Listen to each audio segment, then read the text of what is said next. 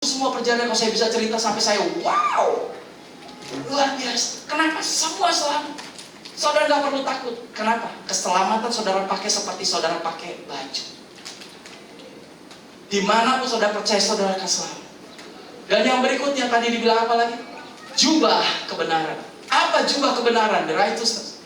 Kebenaran, menurut Roma 3 ayat 21. Kebenaran Allah telah dinyatakan. Sudah, karena Yesus sudah dinyatakan. Yaitu kebenaran Allah karena iman dalam Yesus Kristus bagi siapa?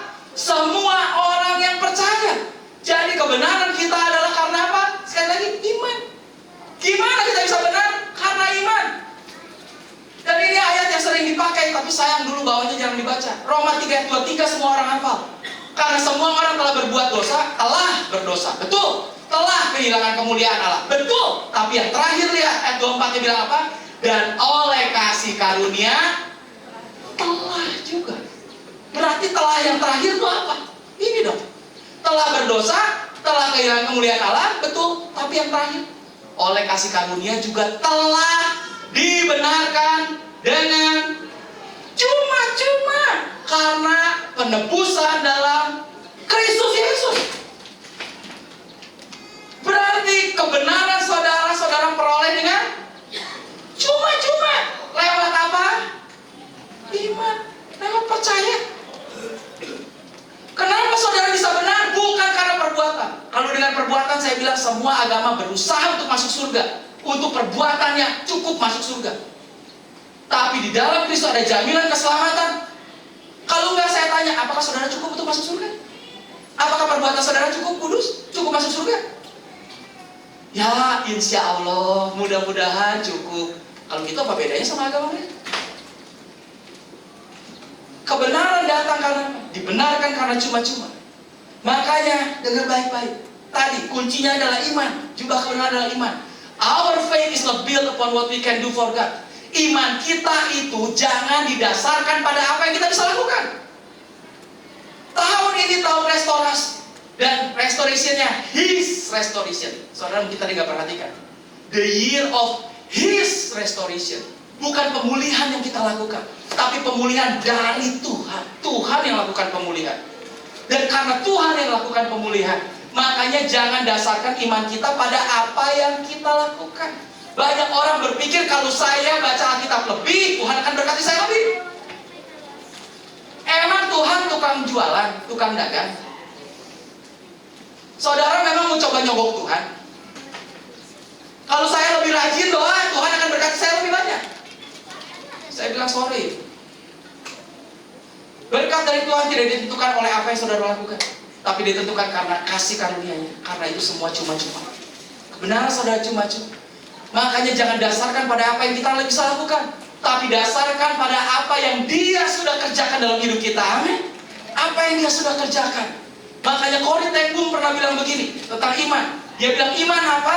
Iman adalah sees the invisible, lihat yang gak kelihatan, believe the unbelievable. Kita percaya apa yang tidak bisa dipercaya. Waduh, itulah iman. Percaya apa yang tidak bisa dipercaya, dan hasilnya receive the impossible. Saudara akan terima apa yang mustahil. Amin. Itulah iman. Yang gak mungkin. Saya bilang, ini kayaknya nggak mungkin. Kayak tadi saya bilang, mana mungkin saya menang door prize. Oh, ini ikutan arisannya juga enggak.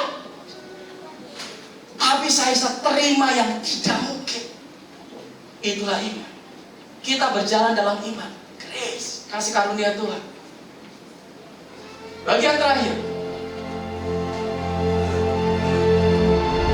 Sekali lagi saya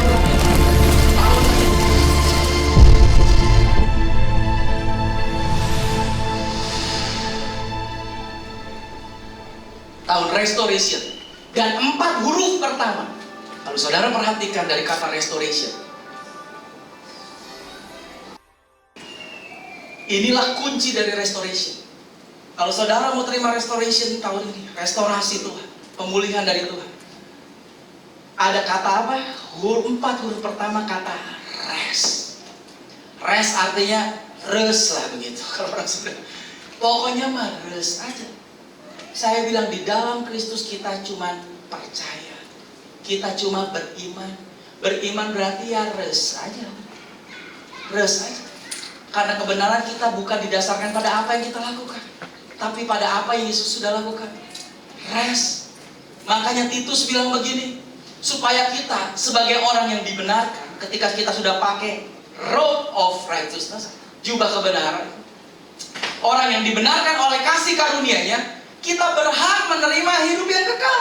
Makanya rest. Inilah yang namanya jaminan keselamatan. Tadi dibenarkannya karena apa? Cuma-cuma, bukan karena usaha. Roma 5 ayat 1 bilang apa? Kita yang dibenarkan karena iman, lihat, kita hidup dalam rest, damai sejahtera dengan Allah. Kita nggak akan pernah takut lagi akan hukuman Tuhan karena Yesus yang sudah dihukum. Saudara perlu tahu, jangan kasih tahu Tuhan yang jahat, perkenalkanlah Tuhan yang baik. Kenapa? Tidak ada kejahatan dari Tuhan, karena Dia Tuhan yang baik. Saya punya ayatnya dan segala macam. Saudara perlu mengenal Tuhan kita itu siapa.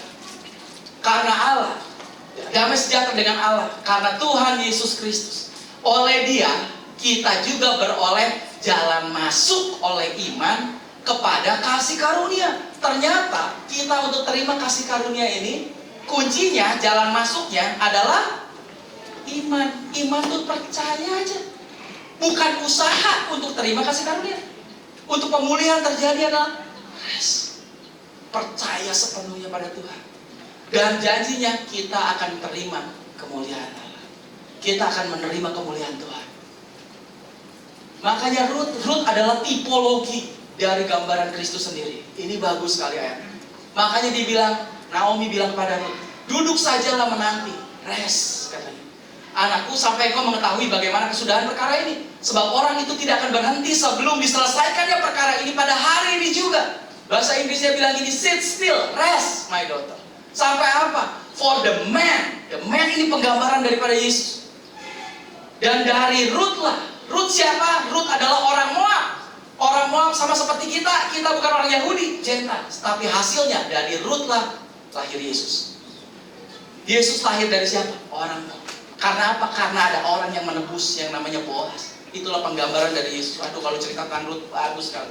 Ini tipologi tentang Yesus. Makanya Yesus, kenapa? Karena the man, Yesus, will not be in rest. Karena Dia tidak akan rest, kita justru rest. Karena kita rest, Dia nggak akan rest. Sampai kapan? Until He have finished. Yang tadi dia, Yesus, selesai the things this day. Dia yang akan bereskan buat kita. Makanya di sini dibilang, Yesus itu gambarnya, when we sit still, ketika kita justru rest, Tuhan justru akan kerja. Ketika kita sibuk kerja, Tuhan justru akan rest. Makanya tahun ini tahun rest lah. Jadi kita bekerja, apakah kita terus itu berarti cuma diam-diam aja? Oh enggak. Kita bekerja dari rest. Jangan stres. Kenapa stres? Tadi di awal saya bilang nikmati hidup. 3 hal apa? Enak makan, enak tidur, enak buang air besar. Nikmatilah. Kita percaya ada Tuhan di atas semuanya. Makanya Mazmur 127 bilang apa? Sia-sia kamu bangun pagi-pagi, duduk sampai jauh malam, makan roti yang diperoleh dengan susah payah. Aduh, susah. Kenapa? Sebab Ia memberikan kepada yang dicintainya pada waktu tidur, when you rest. Sia-sia semua begitu. Rest aja, percayalah tahun ini. Saya percaya betul tahun ini double perfect blessing. Saya gak lakuin apa-apa, semua datang tuh. Kenapa? Semakin percaya. Makanya Amsal 10 ayat 22 juga bilang apa? Berkat Tuhanlah yang menjadikan kaya. Susah payah tidak akan menambahinya. Kaya datang dari mana? Berkat Tuhan. Bukan susah payah. Susah payah nggak akan nambahin. Saudara harus perlu tahu. Tapi tadi di awal saya juga bilang, kerjakanlah sekuat tenaga apa yang ditemukan oleh tanganmu. Betul? Itu bilang, berarti rest itu bukan malas, bukan. Lakuin aja apa yang bisa dilakuin sekuat tenaga. Tapi lihat sisanya. Ketika kita percaya, Tuhan akan lakuin banyak hal. Tuhan akan tempatkan kita pada posisi yang tepat, di waktu yang tepat. Tuhan akan buka kesempatan dalam hidup kita, dan itu akan terjadi dalam tahun ini. Amin. Saudara percaya itu dan lihat ini akan terjadi. Dan tahun ini juga, menurut orang Yahudi ini, ada namanya the mystery of Shemitah. Tahun the year of double Sabat. Kenapa tahun ini tahun Sabat, tahun depan adalah tahun Yobel? Cuman, aduh maaf, ini bukan seminar. Jadi yang ini terpaksa saya lewat. Panjang, tapi ini luar biasa. The year of Shemitah. Yang terakhir, saya langsung aja yang terakhir. Tentang tahun ini, ayatnya 5:7. Ini disebut the year of God's breath. Tahun nafas Tuhan. Breath. Tahun nafas Tuhan. Dan nafas Tuhan dikenal dengan namanya ruah. Ruah ini an invisible force. Kekuatan yang gak kelihatan seperti angin. Tapi it is the God's power. Ini adalah kuasa Allah yang berhembus hari-hari ini kepada gerejanya. Amin. Ruah itu seperti nafas Tuhan. Kenapa? Waktu Tuhan menjadikan manusia. Nah, ruah. Itu Tuhan dibilang menciptakan manusia dari debu tanah. Kemudian dia menghembuskan. Kira-kira menghembuskannya seperti apa? Apa gini? Menurut saya tidak. Dia menghembuskannya pakai huruf. Kenapa? Huruf ini adalah huruf God's breath. Nafas Tuhan. Kenapa? Yang ngerti, yang ngerti huruf Ibrani. Di dalam semua huruf Ibrani ada 22 abjad. Satu-satunya abjad yang diucapkan tidak dengan usaha, tapi diucapkan dengan rest justru di tahun Grace. Karena semua huruf yang lain itu harus pakai usaha. Usaha contohnya apa? Coba saudara ngomong, ini tahun apa tadi? Ayin he. Saudara coba ikuti saya ngomong ayin, tapi tidak boleh gerakan lidah dan bibir. Ya, siap. 1, 2, 3. Tahun lalu tahun ayin dalet. Coba saudara ikuti saya ngomong dalet, jangan gerakan lidah dan bibir. 1, 2, 3. Selamat datang di TK.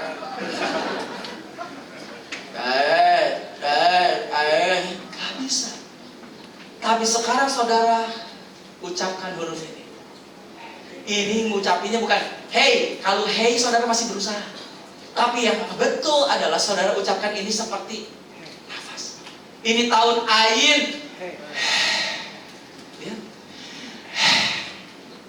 Ikuti ayin. Enak ucapinnya.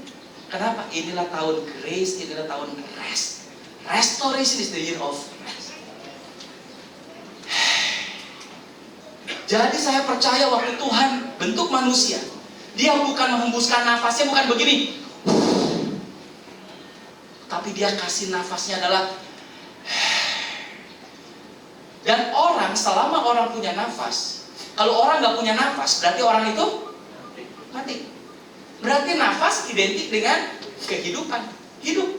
Selama punya nafas, orang itu hidup. Tahun ini adalah tahun nafas. Tahun ini adalah tahun kehidupan buat kita. Amin. Tahu dari mana? Kita lihat contohnya. Ada satu orang yang namanya Abram. Abram hidup tapi sebetulnya tidak hidup. Kenapa? Dia hidup tapi tidak bisa menghasilkan keturunan. Padahal Tuhan bilang, yang Tuhan suruh di kitab Kejadian apa? Beranak cuculah dan bertambah banyak. Buat orang Yahudi, kalau tidak bisa punya anak, itu satu aib. Makanya Abram hidup tapi tidak hidup. Dan kemudian Tuhan mengganti nama Abram menjadi Abraham. Saudara kalau baca dari kanan ke kiri, saudara lihat semua hurufnya sama, kecuali Tuhan tambahkan di dalam huruf Abram, ditambahkan huruf. Dan ketika Tuhan kasih Abram jadi Abraham, itulah kehidupan Tuhan masuk. Itulah God's breath. Itulah mulai masuk. Contoh lagi istrinya namanya siapa? Sarai. Dan sama Pandu. Dan Tuhan ganti Sarai menjadi Sarah. Ditambah huruf. Dan ketika diberikan huruf, akhirnya orang itu menjadi hidup. Tapi jangan sekarang saudara ganti nama saudara. Saya nama Samuel jadi Samuel. Ini Pak Pendeta Stephen. Kenapa dengan baik-baik? Kenapa kita tidak perlu lagi? Kenapa Tuhan tidak lagi perlu mengganti nama kita dan menambah huruf? dalam hidup kita. Karena saudara tahu kebenaran? Karena di dalam setiap kita, sebetulnya sejak Yesus mati, sejak perjanjian baru, setiap kita di dalam kita sudah ada. Apa itu? Adalah tadi saya bilang God's breath, nafas Tuhan. Itulah ruah. Dan nafas Tuhan, roh, waktu dihembuskan manusia hidup karena ada roh. Dan roh itulah yang disebut dengan Roh Kudus, atau bahasa Ibrani-nya disebut Ruach HaKodesh. Jadi kenapa kita gak ganti lagi nama kita? Harus nama dikasih lagi roh, dikasih kehidupan. Karena Abraham gak ada kehidupan. Itu perjanjian lama. Begitu Yesus mati, dia naik ke surga, dia janjikan, dia turunkan yang namanya Roh Kudus. Dan setiap orang yang percaya, kita dimeteraikan oleh Roh Kudus. Roh Kudus sudah ada di dalam kita begitu kita percaya. Saya punya ayat. Jadi setiap kita percaya sudah ada. Kehidupan itu sudah ada. Ruach HaKodesh. Dan bicara tentang ini, saya percaya tahun ini, kalau saudara percaya ada yang namanya hujan awal dan hujan akhir. Karena ini tahun rohnya. Inilah dimulainya hujan akhir menurut saya. Spirit of Pentecost akan dicurahkan. Hujan yang lebih dahsyat tentang Roh Kudus, kegerakan yang lebih dahsyat dari Roh Kudus dan segala macam. Saya punya filmnya, tapi maaf, waktunya habis, saya cut. Itu akan luar biasa. Dan Roh Kudus, apa yang dia lakukan? Roh Kudus akan menuntun kita pada seluruh kebenaran. Guide into all truth. Kita akan berjalan dalam kebenaran. Jangan khawatir ketika kita percaya Yesus, nanti saya anaknya karena Yesus tahu. Tidak. Ada Roh Kudus dalam kita yang akan menuntun kita dalam kebenaran dan kebenaran. Dan kebenaran yang paling utama yang akan disingkapkan. Kebenaran siapa? Kebenaran tentang Yesus sendiri. Karena segala sesuatu fokus kita adalah tentang Yesus. Kebenaran kita adalah Yesus. Kebenaran yang barusan saya sampaikan, bahwa dosa saudara sudah ditanggung oleh Yesus. Itulah kabar baik. Dan waktu Yesus tanggung dosa saudara di salib, tahukah saudara apa yang tertulis di dalam salib Yesus? Apa yang tertulis di salib Yesus? Orang bilang INRI katanya. INRI sebetulnya ada singkatan. Singkatan dari Yesus Nazarenus Rex Iudaeum. Itu dalam bahasa Latin. Sebetulnya yang tertulis itu 3 bahasa. Dan bukan singkatan. Tahu dari mana? Ya tahu dari Alkitab. Makanya baca di Alkitab. Yohanes 19 bilang apa? Dan Pilatus menyuruh memasang juga tulisan di atas kayu salib itu, bunyinya. Yang nyuruh siapa? Pilatus. Yang nulis siapa? Pilatus. Dan tulisannya apa? Ada 4 kata dalam bahasa Ibrani.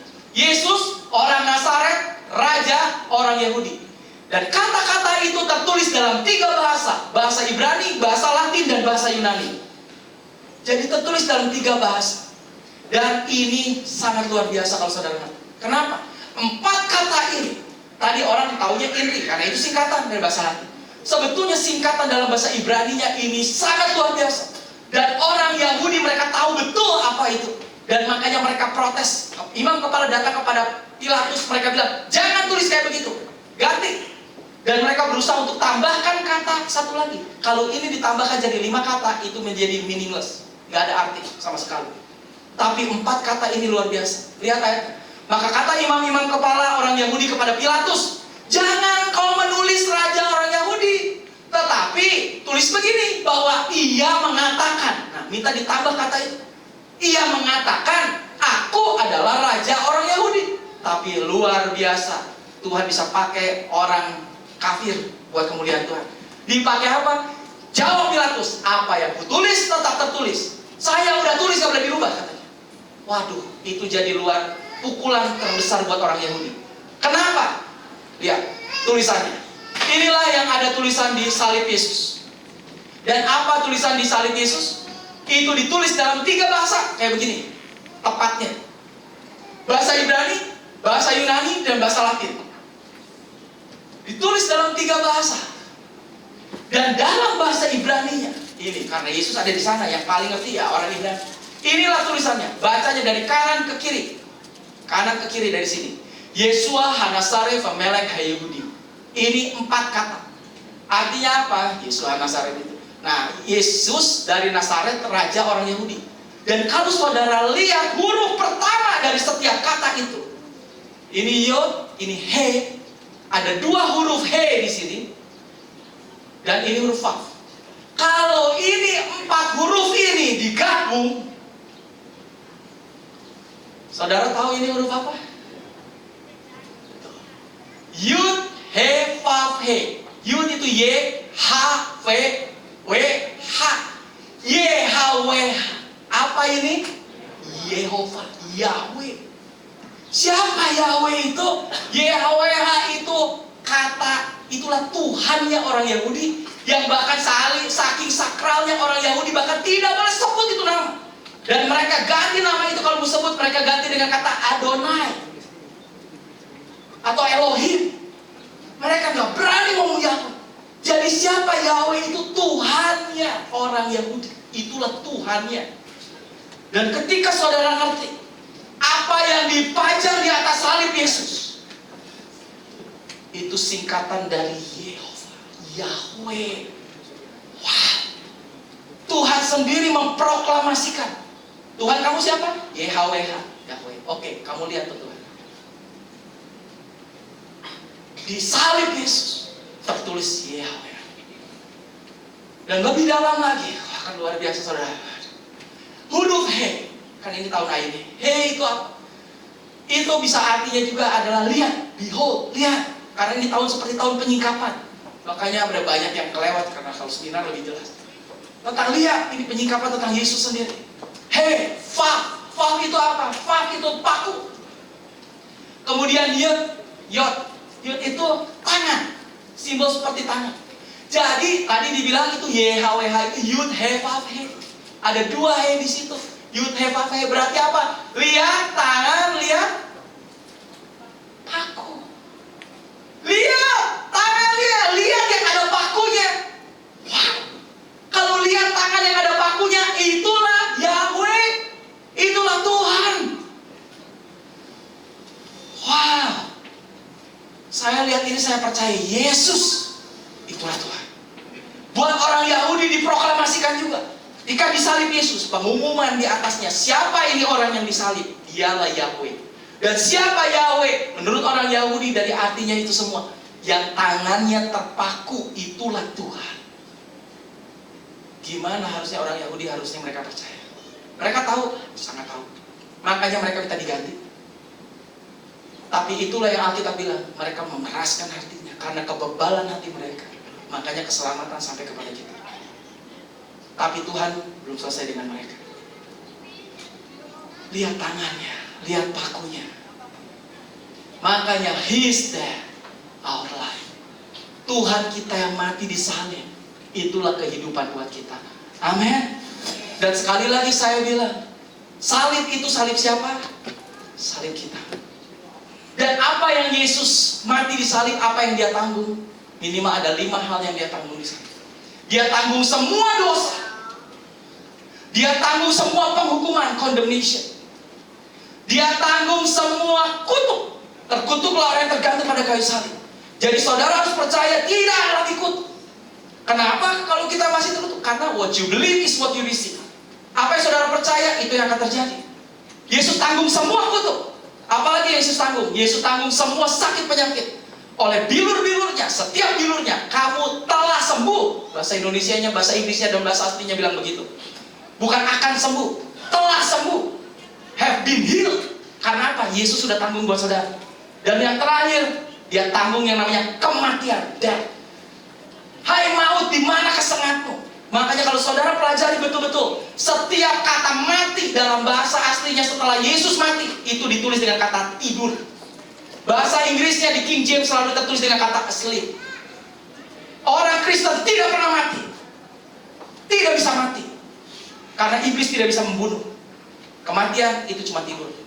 Makanya Yesus bilang kepada Lazarus, ya. Dia kepada muridnya, dia bilang apa? Dia nggak mati, dia tidur. Tapi nggak ngerti, dia bilang mati. Tapi Yesus tanggung 5 hal ini. Dan saudara tahu, ketika Yesus mati di salib, itu kematian, maut tidak bisa membunuh Yesus. Saudara pikir Yesus mati? Tidak. Yesus tidak pernah mati. Dia tanggung semua dosa, dia tanggung semua kutuk, dia tanggung semua sakit penyakit di situ. Dia tanggung semuanya. Dan setelah dia tanggung, dia bilang apa? It is finished. Sudah selesai semua. Dan setelah itu baru dia bilang apa? Ke tanganmu lah kuserahkan nyawaku. Saudara tahu? Semua dosa, kutuk dan segala macam tidak bisa membunuh Yesus. Yesus mati bukan karena dosa kita. Yesus mati karena dia serahkan nyawanya setelah dia selesaikan semuanya. It is finished. Dan ini penggambaran dilihat oleh seorang hamba Tuhan di Singapura, di Basic. Dan dia selama 3 tahun dia bikin ini animasi film yang sudah kita tonton. 3 tahun dia rubah lagi, tidak seperti ini yang Tuhan bilang, tidak seperti ini yang saya lihat, terus ganti. Dan Paskah tahun kemarin dia baru publish ini. Luar biasa sekali. Saudara perlu ngerti. Semua dosa saudara sudah ditanggung, kelemahan saudara sudah ditanggung, kutuk saudara sudah ditanggung, sakit penyakit sudah ditanggung. Dan setelah selesai ditanggung oleh Yesus, barulah dia serahkan nyawanya. Sudah selesai. Tinggal sekarang saudara percaya atau enggak? Karena orang benar hidup oleh iman, oleh percaya. Kita tidak hidup oleh karena usaha. Kita hidup oleh iman. Kita lihat ini.